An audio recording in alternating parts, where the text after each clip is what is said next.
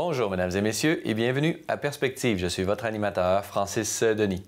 Cette fin de semaine au Vatican, le pape présidait ce dimanche la messe de la fête de la présentation du Seigneur et de la 23e journée mondiale de la vie consacrée. Réunis en la basilique Saint-Pierre de Rome, des milliers de religieux et religieuses ont donc pu offrir des prières d'action de grâce pour la beauté de leur vocation. Dans son homélie, le pape François a souligné l'importance de la rencontre personnelle avec le Christ. Le Seigneur, a affirmé le pape, ne se rencontre pas virtuellement, mais directement dans la vie concrète. Le souverain pontife s'est ensuite déplacé à la fenêtre du palais apostolique pour la récitation de la prière de l'Angélus. Dans son allocution précédant la traditionnelle prière mariale, le Saint-Père a manifesté la centralité du témoignage chrétien dans un monde bien souvent hostile à l'Évangile. Les désirs des citoyens de Nazareth ne correspondent pas au plan de Dieu. Dieu veut la foi, eux veulent les miracles, Dieu veut sauver tout le monde et eux veulent le Messie à leur propre avantage, a-t-il affirmé. Écoutez. Aujourd'hui aussi, le monde a besoin de voir chez les disciples du Seigneur des prophètes, c'est-à-dire des personnes courageuses, persévérantes à répondre à la vocation chrétienne. Des personnes qui suivent la poussée du Saint-Esprit, qui les envoie annoncer l'espoir et le salut aux pauvres et aux marginaux.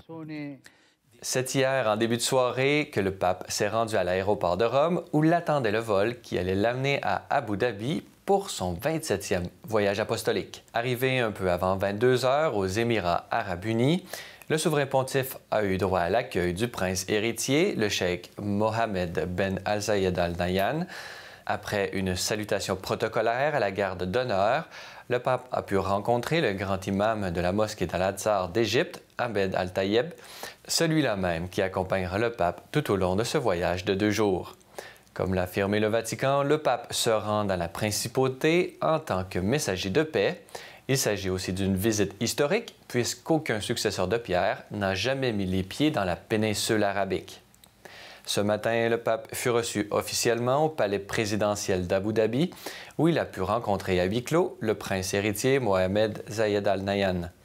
Le pape s'est ensuite rendu à la grande mosquée du cheikh Zayed pour une visite du bâtiment ainsi qu'une rencontre fraternelle avec le Conseil musulman des Anciens. L'une des raisons de la visite du pape est bien entendu sa participation à la rencontre interreligieuse au Founders Memorial. Le pape a donc prononcé un discours en fin d'après-midi sur l'importance du dialogue interreligieux à l'heure de la globalisation. Écoutons un extrait. Parmi les libertés, je voudrais souligner la liberté religieuse. Elle ne se limite pas à la seule liberté de culte, mais elle voit dans l'autre vraiment un frère, un fils de ma même humanité que Dieu laisse libre et que, par conséquent, aucune institution humaine ne peut forcer, pas même en son nom. La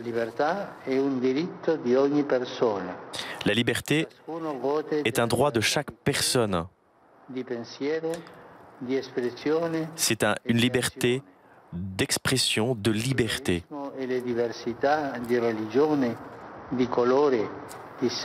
Quelle que soit la race, le sexe, la couleur,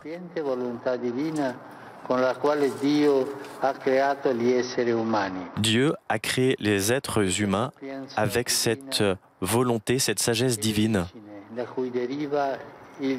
d'où dérive le droit de croire. Notez que vous trouverez l'ensemble des homélies et discours du pape François sur notre site Internet au www.cellelumières-tv.org ou en nous suivant via Facebook et Twitter. Le voyage du pape aux Émirats arabes unis se poursuit demain avec une visite de la cathédrale où il présidera une messe avant son retour pour Rome.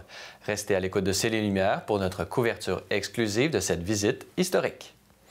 Voilà, c'est tout pour aujourd'hui. Merci d'avoir été des nôtres. À la prochaine!